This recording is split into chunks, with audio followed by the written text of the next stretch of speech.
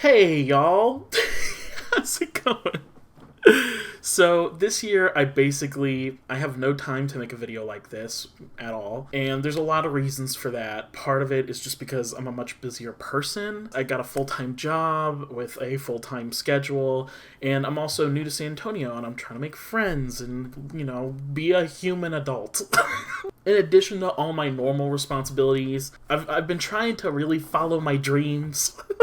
I've been working on this script about a group of con artist gangsters for about a year, and I'm getting really close to having a first draft done, and that just doesn't leave a lot of time for side projects of any kind, much less my own personal side projects. I'm making tons of stuff, even if you aren't seeing it, but this is making these videos every year, the best of the year videos, is important to me, even though I don't have the capacity to actually make it the way that I would want to make it, with all kinds of fun animations and footage layered on top and backing music. I think it's really important in this day and age to tell your friends about the media that you enjoy, because currently our lives are kind of run by whatever the algorithms think that we'll enjoy. Algorithms are trained to see the kind of content that you already like and recommend you things within that vein. It's very linear, right? In its understanding of who you are as a person. If you're going to ever expand your horizons, you really need to be asking your friends what kind of media they like and they consume. That's the main reason I like making these videos every year, is because I think that maybe I can hopefully give somebody perspective about some piece of content that I really like that the algorithm has recommended to me, and maybe get somebody out of their comfort zone into watching something new or experiencing something new or listening to something new. Just try and throw a wrench in the fact that all of our lives are controlled by a bunch of ones and zeros very few people on the earth actually understand. So yeah, that's why I'm making this. And it's not going to be frou-frou, highfalutin goodness like I normally make it every time, and I'm sorry for that, and I just want to apologize for that up front. But you're going to be getting something. This will be something. In previous years, I have broken down my list into my top 10 favorites, regardless of what kind of media they were. But this year I really wanted to kind of get a little bit more specific, and so I have a winner for each one of 10 categories, and here's what they are. I have a category for film, a category for television, documentaries, one for anime, I've got one for music, video games, I got a YouTube category, like stuff specifically for YouTube, YouTube channels, and then I have a miscellaneous category that is just like stuff that doesn't fit into any of the other previous ones.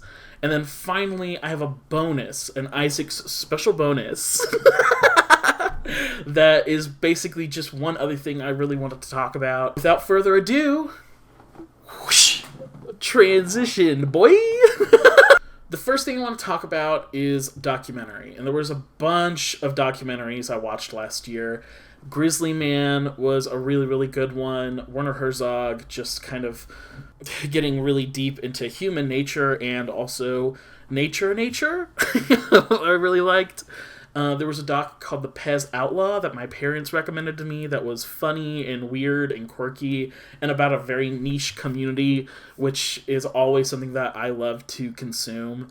But the number one thing that hooked me, and this is kind of probably cheating a little bit because it was on YouTube, was this documentary series called The Psych Odyssey.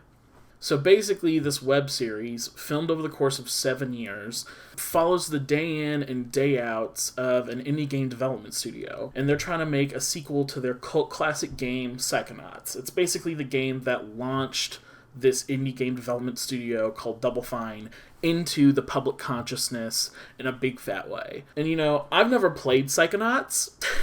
In fact, I've never played a single game that Double Fine has ever made. I've never played a Tim Schafer game, who is the CEO of Double Fine and kind of the creative genius behind a lot of different classic games. You know, he worked a lot on the Monkey Island franchise, a lot of the old LucasArts point-and-click adventure titles. He's a big name in gaming that I've just never actually hit and come in contact with. But I'm obsessed with the Psych Odyssey. I think it's brilliant.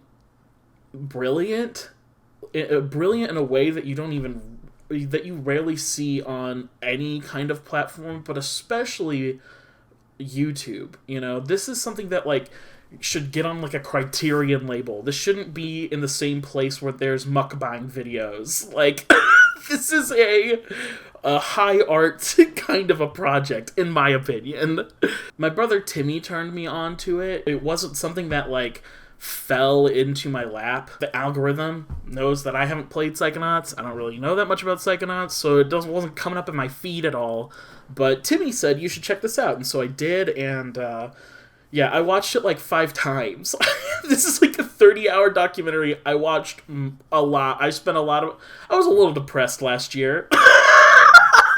I love documentaries that are about art. I watch them all the time. I love getting into the nitty-gritties of a person's artistic process or a group's artistic process. There's so many great artistic documentaries out there, but I've never seen a documentary that really takes on the tumultuous landscape of art in a corporate setting like this series does. And it's such a unique and specific window. And I think it's really special to kind of capture the both highs and pain points that come with working in a job that is part of like a industry. Because in general, the industry has a lot of things in place to protect you from analyzing it in any capacity whatsoever. And the longer I thought about this Psych Odyssey documentary series, and the longer it sat with me, the more I was just kind of shocked that Double Fine put it out at all. Because if you look at it from a pure capitalistic standpoint, you know, who does the Psych Odyssey benefit? Like, who gets something out of this other than the audience? It's kind of perplexing. The publishers don't benefit hardly at all. It's not great advertising for Psychonauts 2. First off, it's way too long to be good advertising. Second of all, every episode dropped 2 years after the game's initial release, so that's the worst timing you could possibly have. And third, the audience that would click on a video like that is not a large enough, like, new audience that it's worth hiring a film crew to follow everybody around the office for 7 years.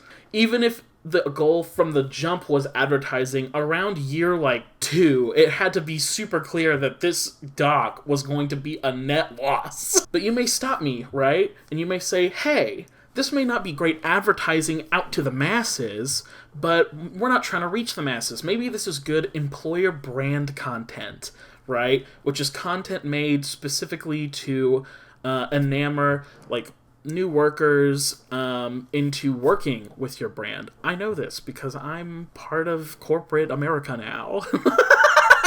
If you watch the Psych Odyssey, then you'll see how fun it is to work at Double Fine, and you'll want to join the team too, or tell your super creative, passionate friend who just so happens to be out of work to go work at Double Fine. Go check and see if they're hiring. But that's not the case either for this documentary, because it's terrible.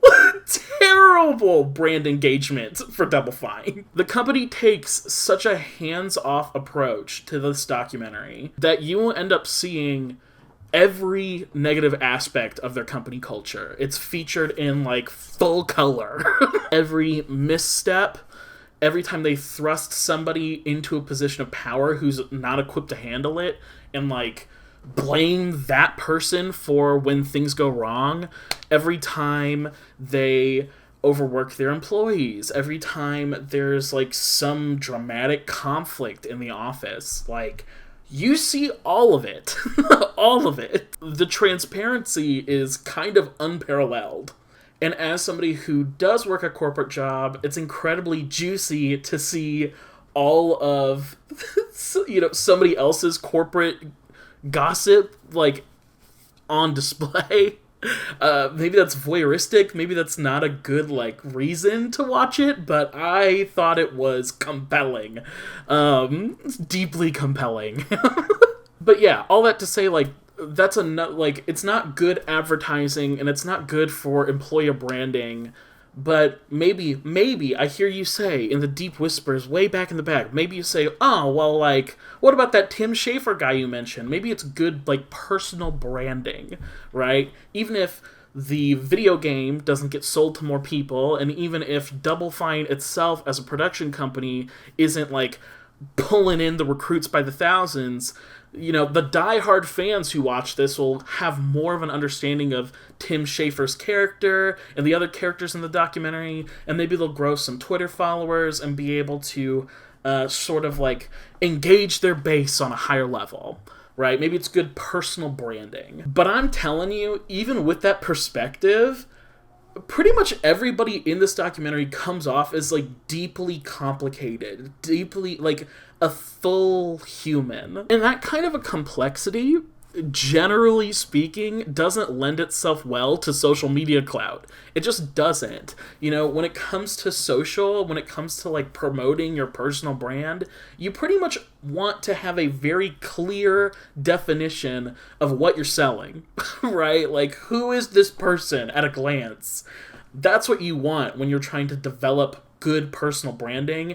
And the Psych Odyssey outright rejects that notion of personhood. So what I'm left with is what I think is the simple truth, which is, the people who made the Psych Odyssey were in it to showcase a very interesting artistic process that, generally speaking, we as the public don't have a lot of insight into and rarely ever get to see. I think it's brilliant. I think it's a major artistic feat, and I think if you are interested in the arts of any kind, video game art, filmmaking art, writing art, any art that you have to be inherently collaborative in, or if you just work a creative job, I think you will love the Psych Odyssey and get a lot out of it. So check that one out.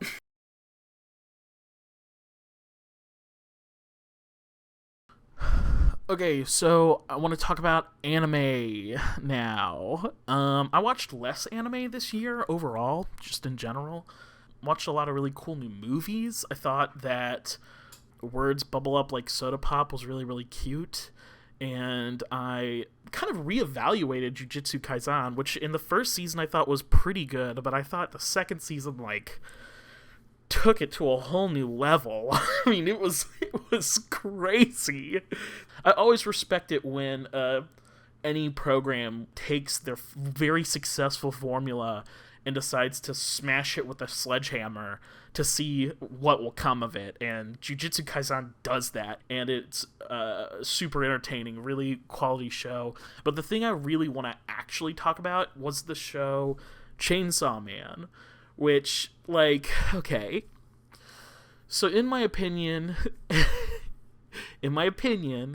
anime is really hard to recommend to people, right?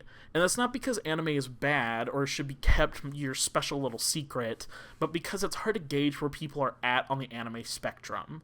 Anime is a niche product, and it breaks down from the top version of anime into even further niches, none of which, like, fully mixed with each other.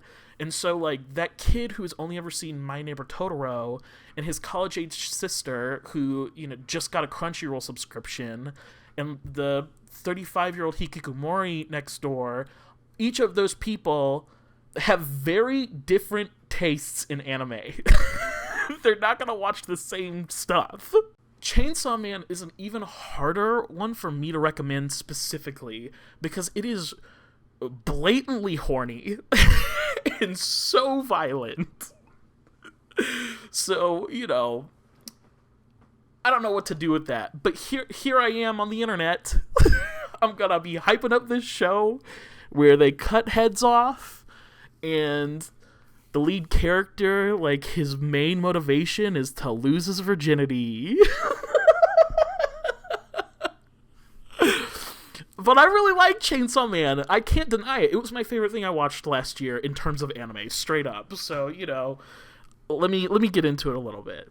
In short, this anime centers on an poor orphan boy named Denji, who has been conscripted to hunt these monsters called devils for the Yakuza. Now, devils are essentially these, like, grotesque kind of body horror things that are born out of human fears. They kill people all the time. It's super dangerous. Denji is, like, so down and out that he can barely eat food. So when the Yakuza show up and say, you have to work for us, he just does. And the only way that he's able to defeat any devils at all is because he's best friends with a little chainsaw devil named Pochita. And Pochita looks like a little cute dog, right? He doesn't look like a very scary, monster like all the other normal devils. He's just kind of Denji's friend and pet. Almost not pet, almost kind of like brother. They live very much like siblings, and like animal siblings. They eat moldy bread and they sleep in the rain, and they both kind of dream of a life where they can be freed a little bit from their suffering and like indulge in the simple pleasures of life. They're constantly talking about butter on toast and like a warm bed, and that's where the virginity thing comes, right? Denji is constantly dreaming of, if I could just live to end up having sex with a girl. It's part of his like grand dream is that, right? And that super kind of flips the script on a lot of anime, where other stories would like revel in the tropiness of their characters. Chainsaw Man actively breaks anime stereotypes again and again and again. For example, most protagonists in this genre of anime wouldn't be looking for the simple life. They'd be looking for powering up and training hard, right? They would be working their way towards a goal. But Denji achieves his goal within the first 2 episodes of Chainsaw Man. In most anime, you'll find that the theme of friendship and happiness are kind of the thing that unites all the characters together. Those are the themes that drive them. And, like, it's a meme online. The power of friendship. But in Chainsaw Man, nobody's really, like, that good a friend to each other. They're pretty distant. They're kind of forced together by fate and circumstance. Everybody's kind of using each other and knows that they're kind of in things for a personal gain. And there is, like, a sense of friendship. There are bonds that are made through Chainsaw Man, but it's not like watching something like a One Piece or like a Dragon Ball or like any other thing in this genre, like a My Hero Academia. Like, friendship is like not the key theme in Chainsaw Man. And where a lot of other anime might explain the world building and get really into the nitty gritty of like the systems at play, power scaling is a big thing in anime culture, right? Like, Chainsaw Man doesn't mess with that. It doesn't care about it. It thrusts you into its world and expects you to kind of run alongside and catch up to where the story is going. It's super, super interesting for an anime. I really, really appreciate that. And on top of all of that stuff, just aesthetically, Chainsaw Man has some of the coolest aesthetics I have ever seen in any anime. It's so cinematic, it's so fluid with its animation, it's so expressive, and it's so detailed. And you know, I think in general, part of the horniness and part of the like little boyness of the anime is, I think it's kind of punk. I think it's kind of daring the audience to dismiss the show itself as trash, but then it makes really cool and interesting character dynamics. It feels like a breath of fresh air to me. It feels so new and different and boundary pushing. I think it's just a great story. It's well told. And, you know, although there is a, you know, booby obsession, I think it makes sense, and is charming in a weird way. Unfortunately, it's charming to me. Watch it for yourself, make your own judgments. Or not, or don't. Regardless, we're going to move on to the next topic. TV. Oh, I can't wait to talk to you about this one. You might have seen online clips of this TV show. I'm getting ahead of myself.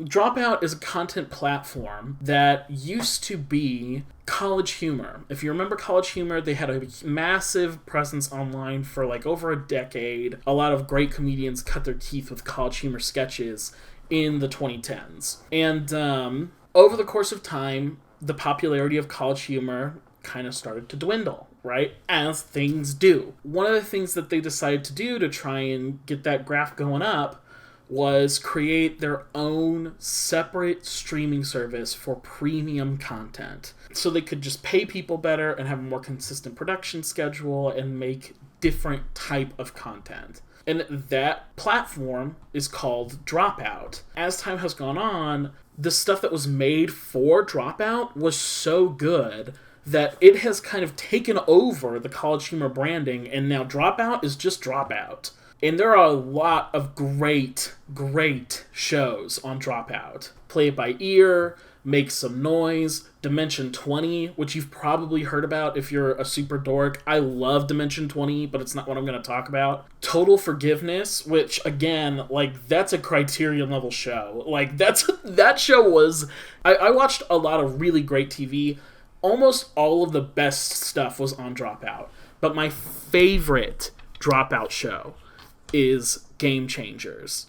Game Changer. Sorry, singular. Hosted by Sam Reich, the CEO and creative mind behind most of the stuff at Dropout. Game Changer is a comedy panel game show. And basically, what happens each week is the name of the show. They present a game to a series of 3 comedians, and those 3 comedians play the game, and that's the show. That's it. Just watch these funny people try and figure out what the game is and how to win it. If they can win it. Some weeks nobody can win. It's really cool. The things that are consistent about Game Changer is Sam Reich, who shows up every week and gives you his own comedic stylings.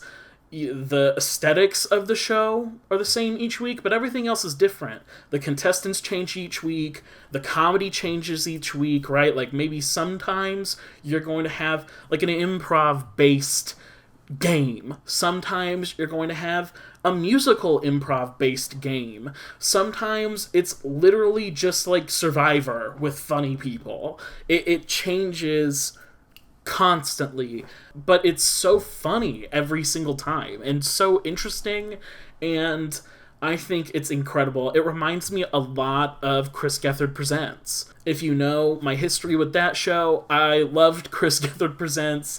It went for basically a season and a half. It was a public access show from New York, and it was one of my favorite things that ever existed. I miss it every day.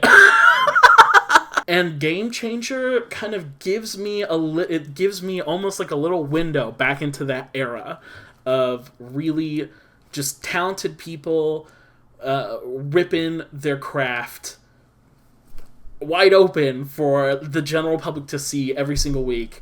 And I just really enjoy Game Changers. Game Changer, no S. Why do I want to put an S on? Hey. I don't know why I'm doing this.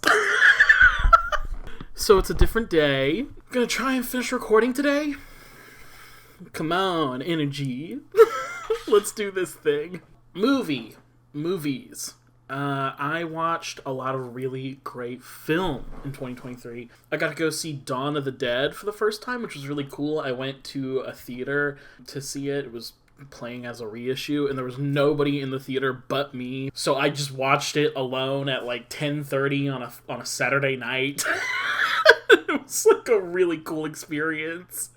I rewatched Paper Moon for the first time on an airplane. I had watched it when I was a kid and remembered it being really good, but rewatching it on the plane, I was like, wow, This movie is, like, really good, so I'm featuring it in an honorable mention, because even though I've seen the movie already, it was reawakened for me anew on that airplane. But I think probably what will influence me in the films that I'll think about the most that I first watched this past year were the films of Bong Joon-ho. I had seen other Bong Joon-ho movies. You might know director Bong Joon-ho because he did Parasite. You might know him from Snowpiercer or Okja, which I haven't seen, but it looks really weird. He's a famous Korean director. And this past year, I watched The Host for the first time, which was, oh my gosh, exceptional. One of my all-time new favorite movies is The Host. But I'm not going to talk about The Host because I also watched Memories of Murder by Bong Joon-ho. Bong. I'm saying Bong, right? I hope so. Anyway, I watched Memories of Murder, and holy crap, the master craftsmanship that goes on in Memories of Murder is something that I will take with me forever. It is haunting, that movie. I'm going to talk about it. Let's talk about it. Basically, Memories of Murder is a film from 2003, and it centers on a small Korean town in the 80s after two women are found to be raped and murdered. These crimes are investigated by, like, the most corrupt police force to ever exist, probably. They're constantly stumbling over themselves. They chase down sloppy leads. They torture potential suspects. And it really just kind of seems like there's no hope for justice. And just then, this out-of-towner from Seoul comes into the scene, and he's going to change everything because he's a real cop. And I'm going to leave it there for you. Know that it doesn't go any of the places you think it's going to go. It's absolutely exceptional filmmaking. And I think what proves that the most to me is normally when I hear about a film like this, a true crime film, I get a little disheartened before I even watch it. Just because, I'm not a fan of, like, the real story angle, especially the real story, like, murder, death, rape. It puts me in a bad headspace. I start to watch stuff like that. I start to watch and listen to a lot of true crime stuff, and I just have this tendency to start spiraling, and I start to lose hope in all things and all of humanity, and it doesn't make me feel edified in any potential way. I just feel bad. I feel voyeuristic. I feel like I'm exploiting people's real suffering for my own entertainment. A lot of the times when I watch this true crime stuff, it doesn't feel good to me. I don't enjoy it. And, like, I know true crime is a big thing. I'm probably just a baby, right? True crime isn't just a big thing now. True crime has been a big thing forever. It's always been a big thing. Bonnie and Clyde, Al Capone, that drunk driver on the ABC News. I don't think my distaste for true crime means that there's no good true crime stories out there. Obviously, I'm talking about this film, but in general, there's lots of true crime TV shows, podcasts, movies that I enjoy. I think you can find compelling art and compelling stories in the midst of real human suffering. That's a fundamental belief that I have. And so it would be hypocritical of me to be like, true crime is bad. I don't believe that. But I think it can be bad, and I think it's often bad. But Memories of Murder does it in the best way that I think I've ever seen anything true crime done. And Bong Joon-ho was able to, like, break through all of my hesitations about that genre, all my biases, and just deliver something that I unabashedly think is great. First of all, just from a stylistic perspective, the film is ridiculous. It's ridiculous. So meticulously thought through. Every single moment looks like it simultaneously looks planned and improvised. It's like watching somebody, like a master pianist, play the piano. Or when you go, I went to the ballet once with APU, my college, because they, like, gave all the honors kids tickets to the ballet. Anyway, when you watch those, like, ballet people, it's really impressive just how effortless they make their movements, but you can still tell that it's so planned and precise, even though there's an effortlessness to it. That's what watching this movie is like. It is so planned, so precise, and also so flowing, so effortless. Nobody frames a scene like Bong Joon-ho. Nobody blocks a scene like Bong Joon-ho. You got Spielberg, you got Hitchcock, Sidney Lumet, Kurosawa, but Bong Joon-ho is that echelon of blocking. He is in all of his films, but especially in this one. There's almost always 13 different people in a freaking scene, and Bong Joon-ho draws your eye to the most important thing that's happening every single time. Sometimes he's putting jokes on in the background, right? And you're watching multiple stories in the same frame happen concurrently, and you're processing all of the information, and it's so clear and understandable.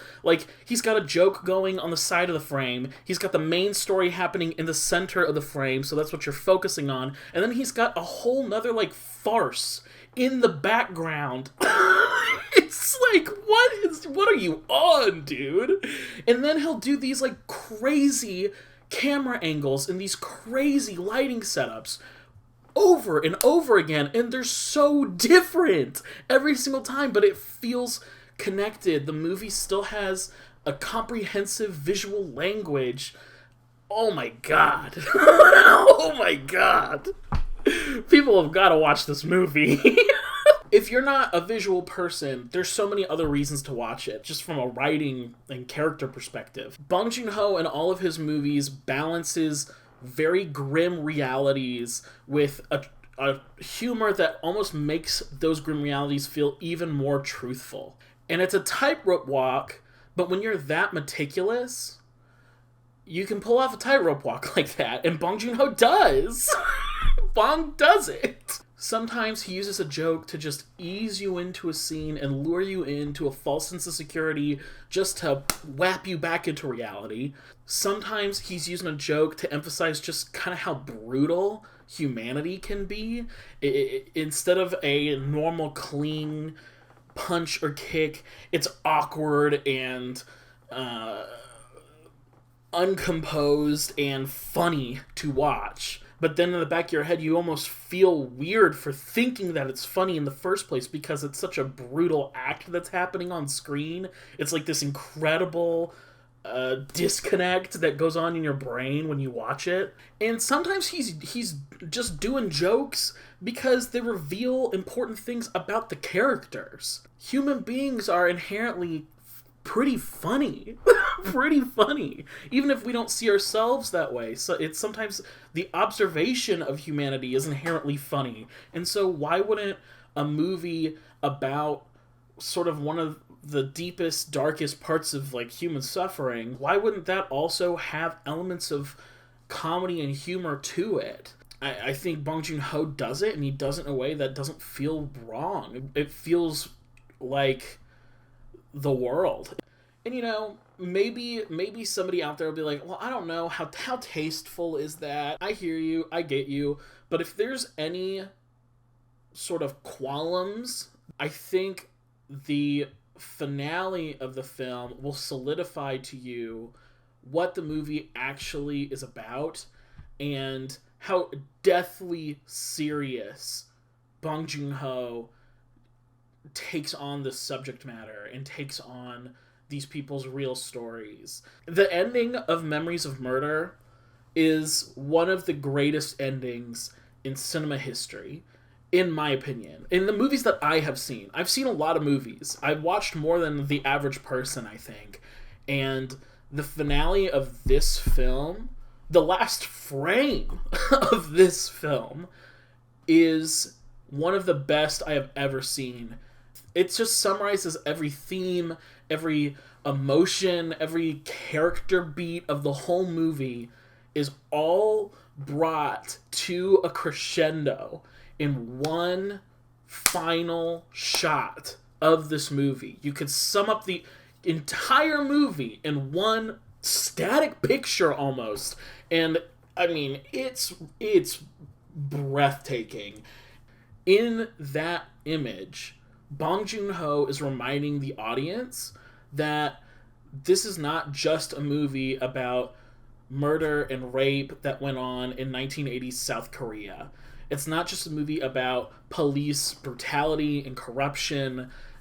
It's not even a movie about the wider reaching themes, right? Like, I think a lot of people, or at least me, I think part of me wants to say, oh, well, this is a movie about justice. This is a movie about prejudice. This is a movie about obsession, right? Those kinds of things.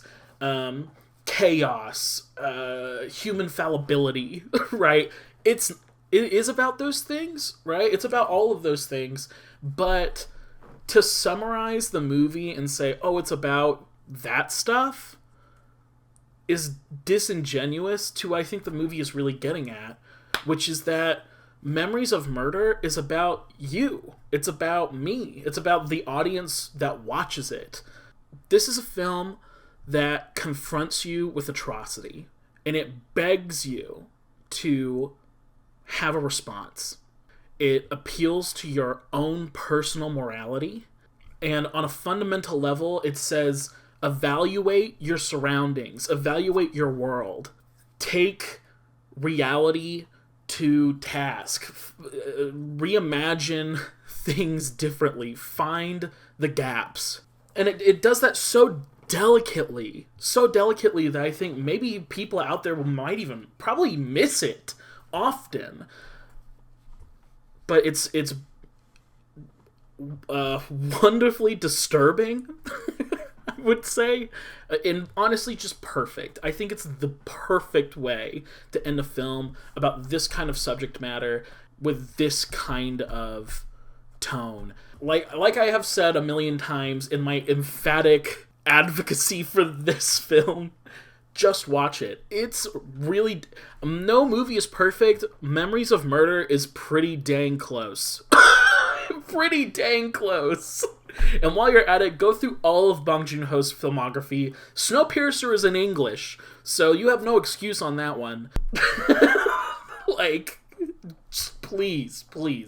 I think Bong Joon-ho is easily one of the greatest living directors, and yeah, wow. What a movie. What a movie.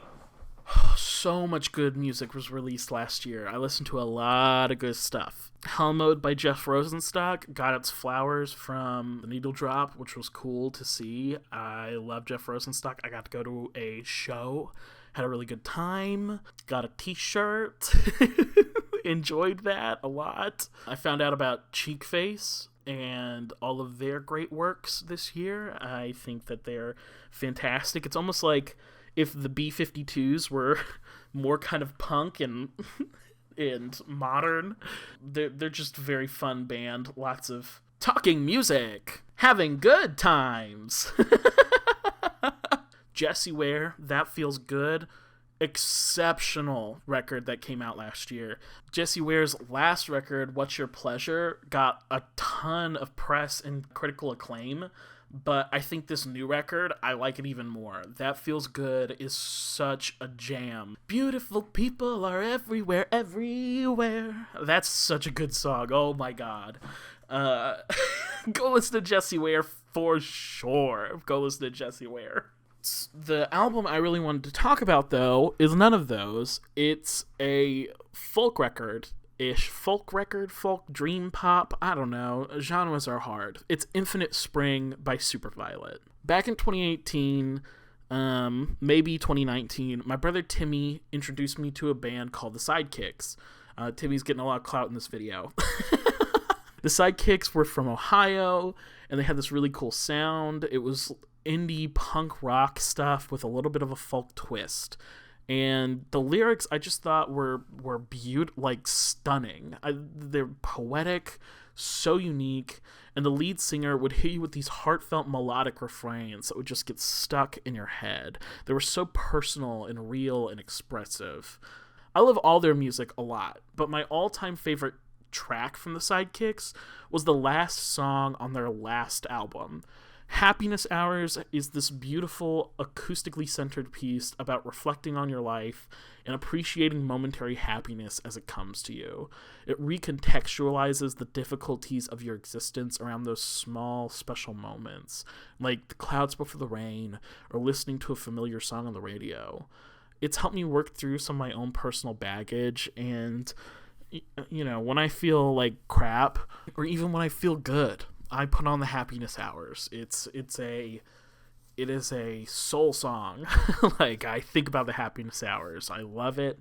So when I found out the frontman of the Sidekicks was going to be starting up a new project with a more acoustic sound, an acoustic sound that would be kind of like the Happiness Hours, I was all in. Which brings us to Superviolet's first album, Infinite Spring. Infinite Spring follows a lot in the tradition that I was hoping it would. I'm going to mispronounce his name, but Steve Kloik, maybe? I hope. I'm sorry. I should look this up. Siolek. Steve Siolek. Okay, maybe it's that. Anyway, they use all kinds of nature metaphors to talk about love in Infinite Spring. In large part, the difficulties we have expressing and accepting love, but also the joy that comes with loving for other people. It's a record about realizing how we're all connected through love and how we all kind of grow together in love. You know, saying it all outright kind of makes me a little cringe, right? There's a sugariness to that sentiment, but if you listen to the album, his lyrics are so raw, it's hard to dismiss his message as sentimentality. Some highlights for me include the incredibly catchy and clever Overrater, which basically tells the story of how this project came to be in the first place. Overrater, I've been greater than ever before. Great song. Love Overrater. There's another song I really like called Good Ghost, which is one of the most romantic songs I've ever heard. It's swoon-worthy. Basically, the concept behind it is if this loved one died and became a ghost, they would be a good ghost because it would be a pleasure to just be in their presence again. Yeah, tragically beautiful, that song. Really good. And then there's Big Songbirds Don't Cry, which is funny and emotionally dense and really good music. The whole album is good, but those 3 songs are great.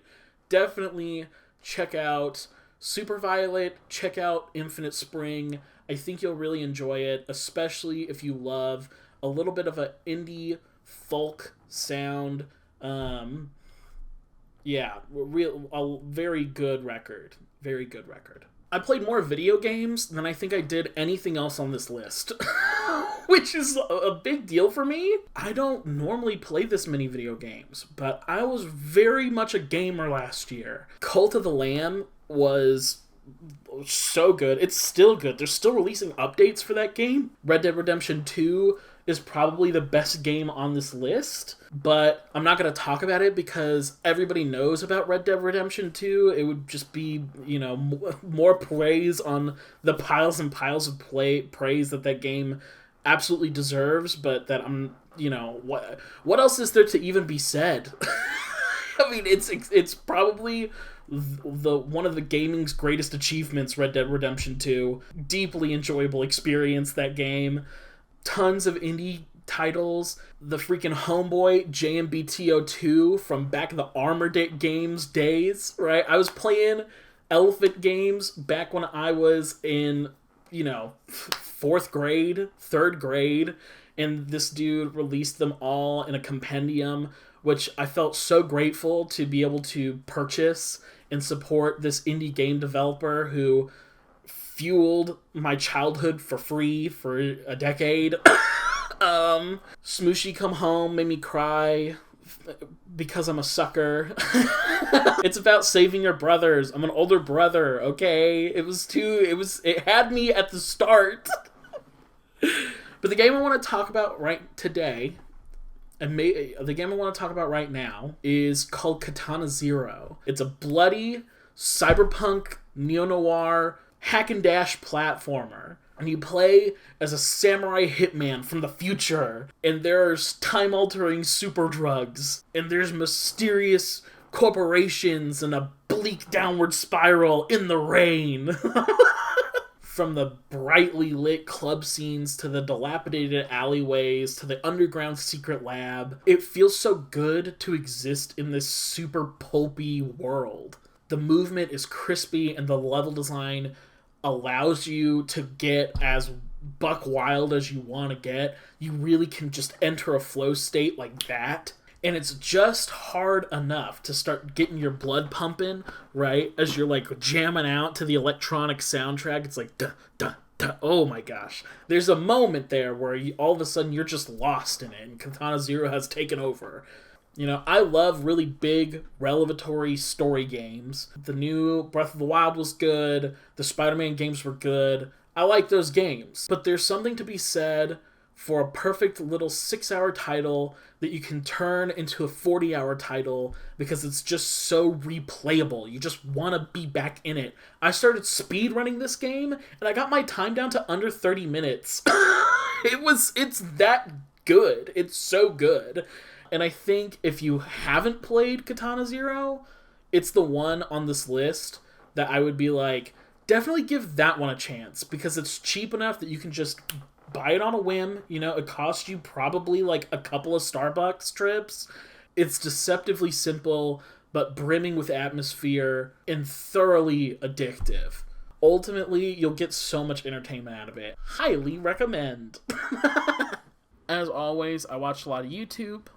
Quentin reviews. I watched a lot of Quentin reviews.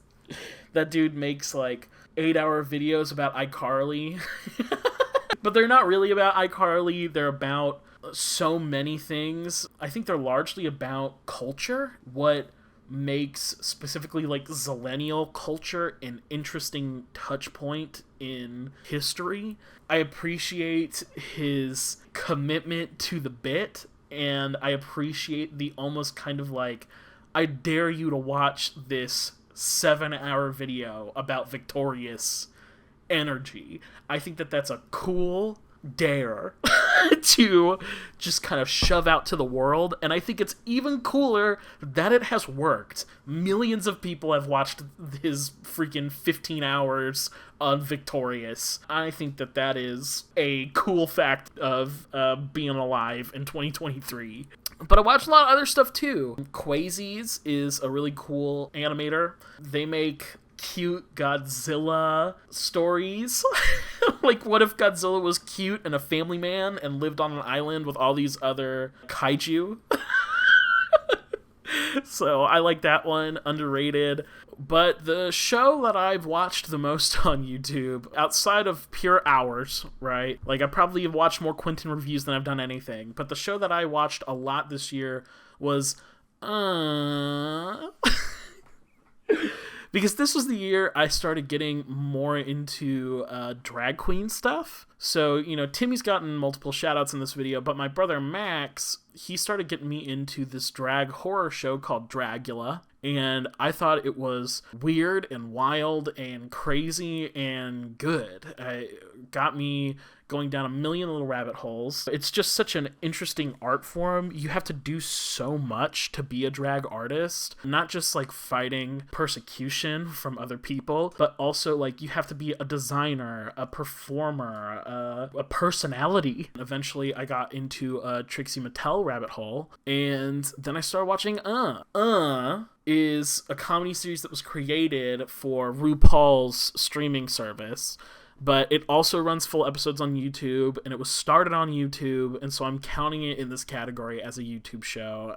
You can argue that it's not, but it is. It's a YouTube show. And it's structured like a YouTube show, right? Two really funny drag artists, Trixie Mattel and Katya, get together and they talk about literally anything they want for 10 minutes in front of a green screen, and they're super creative editors, make their own little jokes about whatever's happening, and it amalgams into a kind of YouTube feast, and it's witty and crass and all the best kinds of DIY it's great. It feels so authentic. This is not a kind of show that my parents would like. It's not their humor, and I don't think it's a lot of people's humor, right? It's filthy. There's tons of sex jokes. There's cursing. It's overall outrageous and campy and over the top. I mean, it's drag queen content. It's drag queens. That's not going to be everybody's cup of tea, and that's okay. But I do think kind of represents the beauty of the internet, and specifically YouTube, because it allows these really smart and creative people to get together and carve out their crass, witty niche without anybody telling them no. It was just Trixie and Katya expressing themselves in the most bombastic way they possibly can. And it's a way that they probably would have never gotten a chance to if they were trying to pitch this around to networks. And while it may not be for you specifically, I'm really happy this team was able to come together and make something so specific and full of personality.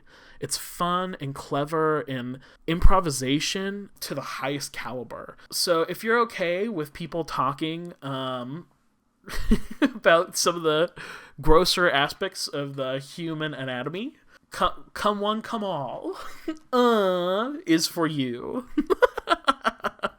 If you've been watching this entire video up to this point, you're probably like an hour in, and I just have to say thank you for being my good friend or family member, because, like, why else would you be watching this far?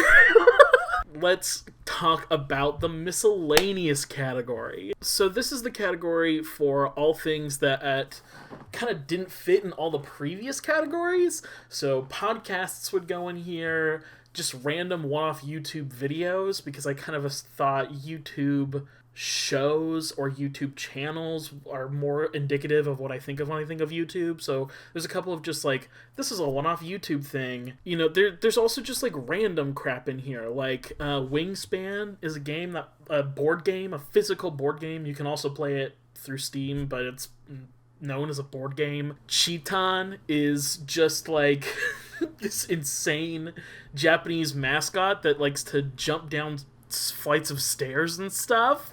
Lackadaisy is a really cool animated project that's here on YouTube, but it also is a webcomic, and the webcomic is exceptional. So I felt like I couldn't really put it in the YouTube category, even though it's got a YouTube pilot and is being adapted into a TV show. But probably the weirdest and most interesting thing on this list are a couple of things that I'm going to just call analog horror, right? For the sake of convenience. It's kind of a popular term online, but I don't think that there's like a real official person going like, this is analog horror and this is not analog horror. They're all kind of basically ARGs. Okay, let me just back it up, because I think I'm saying a lot of words that probably a lot of people watching will not understand. You remember the Blair Witch Project?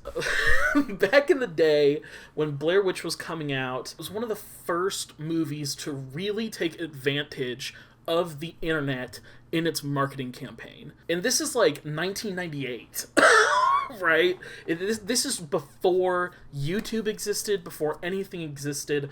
Blair Witch took to the internet and really did something innovative and special. And that was, it treated the found footage movie that they were going to release as if it was something real. And if you went to the BlairWitch.com website, you wouldn't see like cheeky stuff about the movie being fake. It was all like real additional content. They had fake newsreels. They had missing posters that you could print out and put up. And when they showed the film at festivals, like when they went to show the Blair Witch Project at Sundance, the filmmakers would go out and hand out missing kid flyers and say, if you have any information about these missing kids, make sure you come to the screening. We're trying to search for any information about these missing documentarians. And I think what they did with that marketing wasn't just like, oh, really clever way to get people to watch the Blair Witch Project. I think it kind of like made the story bigger than the film itself. It made the concept of the Blair Witch something that was like very grounded in our reality, and it made the horror of the Blair Witch Project movie all the more immersive. So, fast forward to now, and there's all of these people online who have kind of taken that seed planted by the Blair Witch Project all the way back in 1998 and developed these things called analog horrors. Maybe it's just a website, or maybe it's a series of videos on a YouTube channel, or maybe it's like 36 Twitter accounts, or whatever. The point of analog horror is that it's cross-platform, right? It doesn't just stay in one place. It goes out and starts to feel more real because it doesn't just stick in one narrative platform. It enters your world. And these projects are often inherently mysterious, inherently cryptic, and ask the viewer or the person experiencing them to do like a lot of work to untangle them. And the other thing about analog horror is that it's kind of like inherently of a moment. It's inherently timely. When you're experiencing an analog horror project, it oftentimes requires you to be in a certain place at a certain time in order to fully understand and get the experience that's happening. You know, for example, you have to like tune in to a very specific live stream at a specific time, otherwise you don't have the full context of the narrative that is taking place across multiple channels. So they're just like very unique properties that I have found fascinating forever, for a really long time, actually. I mean, go back to Lonely Girl 19 at the start of like the YouTube era. There's all kinds of creepypastas that kind of do all kinds of work to convince the reader that they're real things. But the analog horror stuff that I found this year was really interesting and intriguing and kind of just fun. So I wanted to talk about one of them specifically, which is Welcome Home. So Welcome Home pitches itself as a lost media project. If you don't know what lost media is, essentially there's plenty of TV shows and movies and all of these things that have come out and been released but cannot be accessed or watched by anybody because they never had their copies uploaded online. Sometimes they were only live broadcasted. Sometimes the rights get tied up and so they can't go up on any streaming services without a lot of legal problems. And fan communities have taken it upon themselves to go and search out these lost pieces of content and upload them on the internet so that they can have a life. So if anybody like starts waxing nostalgic, they can type in Double Dare and find videos of old Double Dare episodes, and yeah, that's what lost media is. So this website markets itself as if it's a fan community looking for this lost television show from the 1970s called Welcome Home. And it's essentially it's a puppet show about like friendship and stuff, and it's done in the very like 1970s Muppety style, and there's a little bit of a vague religious undertone to it. Like, it teaches life lessons kind of a thing, like a lot of cartoons from back then did. Think like Dragon Tales or like Adventures from the Book of Virtues is probably more apt, right? Because it feels like vaguely Christian, but it's not Christian.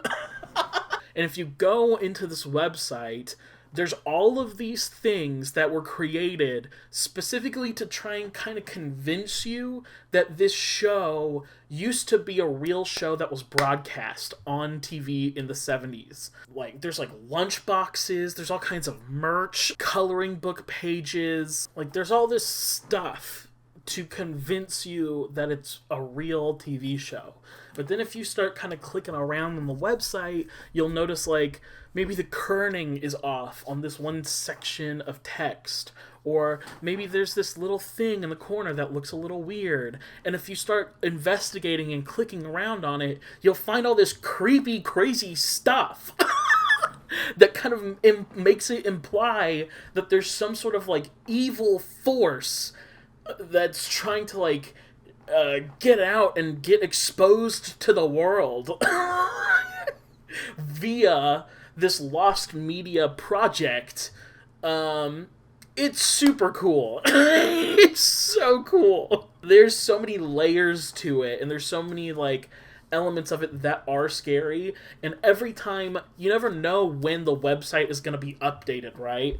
Basically, like, I don't know, every 3 or 4 months the website updates with all of this new like lore and information that you can kind of comb through and search through the mystery of. There's nothing else that I have really seen exactly like it. Like, there are other analog horror projects out there, and everybody does cool things with them, right?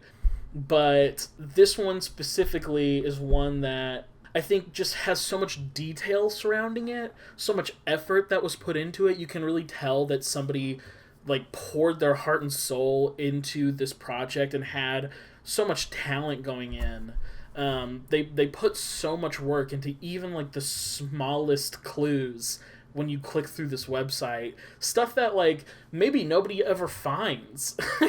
How I would suggest experiencing it is go on YouTube, type in Welcome Home. Nightmind has some really great videos about Welcome Home. There are a couple other people who like have combed through the website in previous iterations, try and kind of slowly catch up to where the story is. Right now, it's kind of in a really weird place because the website is like broken. It's like down for some reason. So we don't know why. Like, if you're following along with the story, we don't know why the website is broken yet, but probably something big is going to go down. So, yeah, I think Welcome Home is such a cool way to create a narrative, such a different way to do storytelling, and something that I honestly find genuinely exciting and freaky and weird and interesting. So if that sounds like the kind of thing you would be into, go check it out. So for my bonus, I wanted to feature a video game. Like I said, I played so many video games last year, so many that didn't even make the honorable mentions list. It's where I spent the majority of my time, and there was one game that I felt like I have to talk about this game too. Just have to talk about it selfishly, and the name of that game is called Wandersong. Wandersong is a title from the same creator of Chicory: A Colorful Tale that I talked about last year in my best of 2022 video. I love Chicory: A Colorful Tale. It's probably one of my favorite games of all time. I think about Chicory: A Colorful Tale literally all the time in my waking life. But Wandersong is a really great game too. I decided to play it because of Chicory, and also because Timmy's future wife Grace had played Wandersong and she said it was really good, and so I was like, I'm gonna dive into this and just go for it and do it. And yeah, Wandersong is just a great title. The art style is really unique. It kind of uses all these crazy clashing gradients all over the place, which I hadn't really seen before, but I like it a lot. It's very charming. It kind of feels like a kid's storybook, like Chicka Chicka Boom Boom, if you remember that one. It's very cut out. It's very childlike. It's sweet in its composition, and I think it really adds to the flavor of the story, which we'll get to in a second. But before that, like, the mechanics are also really, really interesting. Essentially, it kind of functions like a rhythm game. You use the little joystick wheel to hit various notes as they come in, and you sing to little sequences that the game has programmed in for you. And then you also kind of use the same thing for like platforming, right? So maybe there's like a gap that you approach and you like need to get over, and the game establishes that there are a bunch of plants that react when you sing, and so you use your voice, right, the little joystick to sing the plant over to you, and then you jump on the plant leaf, and then when you stop singing, the plant leaf retracts and you're over the gap. Yeah, Chicory also has really interesting control patterns and cool platforming design, but like the reason to play Chicory is the storytelling of Chicory, and the same thing with Wandersong. Wandersong's story is so sweet and heartfelt and thoughtfully done and complicated and interesting. Essentially, you play as this bard character, and you are relentlessly positive, but at the same time, nobody expects anything from you. People don't see you as a hero, they don't see you as strong, they are incredibly dismissive of who you are as a person, but you also are made aware that the world will soon end. And so you take it upon yourself to try and go on a quest to save the world. Along the way, you meet a kind of cranky, angsty witch girl. Her name is Miriam. Like, probably one of my favorite characters in gaming. Like, just so good. And you also come across the real hero of the story, who has been given, like, this supernatural divine power to try and save the world. And yeah, it's just so good. It's a story that is very wide-reaching in its theming, again, just like in Chicory. And it's all about, you know, kindness and generosity and self-doubt and self-preservation and all of these very just cool, interesting, deep-seated themes. Like, when I say deep-seated, I mean, like, deep-seated within myself, I guess, right? Like, playing Wandersong, just like playing Chicory, it poked at things within me that just made me feel things so deeply and so acutely. I really, really enjoyed that game. I thought it was incredibly well made. I just thought it was incredibly well made. There's not a lot of media out there where you can go into it and experience it and then come out the other side and feel like a weight has been lifted off of you. I felt that when I played Wandersong. I felt that when I played Chicory: A Colorful Tale. And yeah, I just felt like, you know, for my special little bonus extra thing, like, you know, for a repeated thing you should check out, Wandersong had to be the one I talked about, because unlike most of the other stuff on this list, which I really appreciate and think are kind of beautiful artistic feats all in their own right, Wandersong actively changed my mood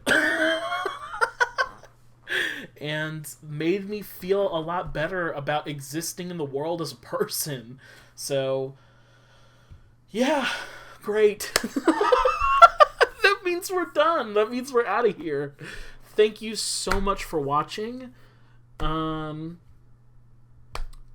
I apologize that the production values were not to my typical standard of quality. I guess I'm gonna dance for you now. I guess I'm gonna dance. Oh my gosh. Nobody is gonna watch this far. Nobody is gonna watch this far.